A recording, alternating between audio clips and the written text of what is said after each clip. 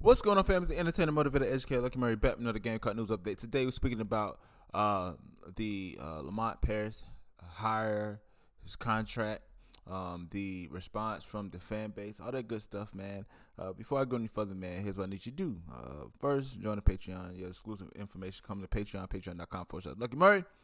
2, buy the t-shirt. I would play the commercial, but I got to get ready to go to work. But I want to hit y'all with this video.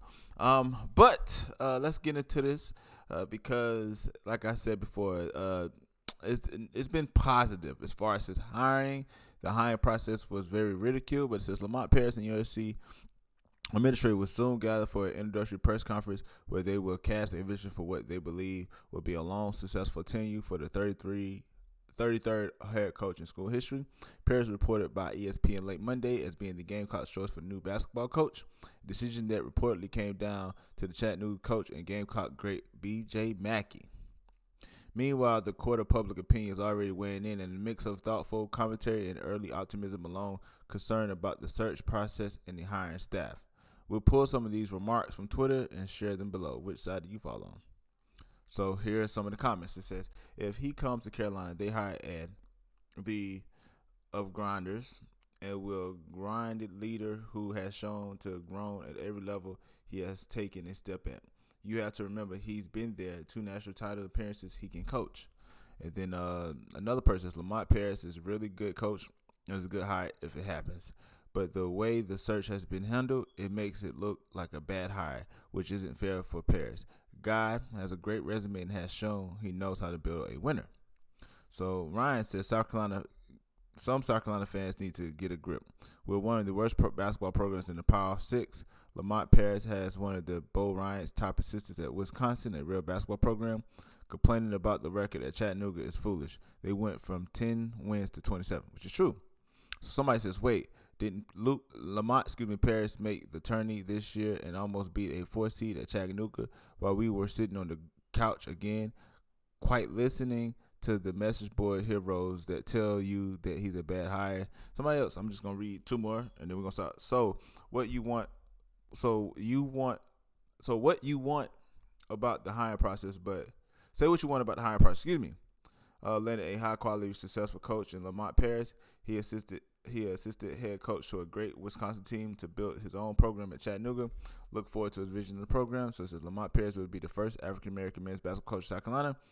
He says, so let's stop right there. Let's keep going. So if we look at the details, he's getting paid roughly about $2.2 million a year.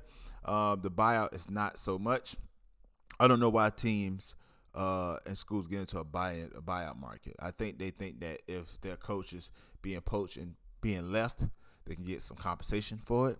But it typically has been a bad move to have a high buyout. Look at Will Muschamp.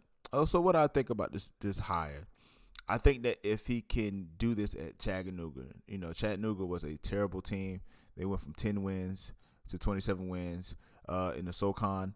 The mid majors, typically you only getting one program to make it to the NCAA tournament.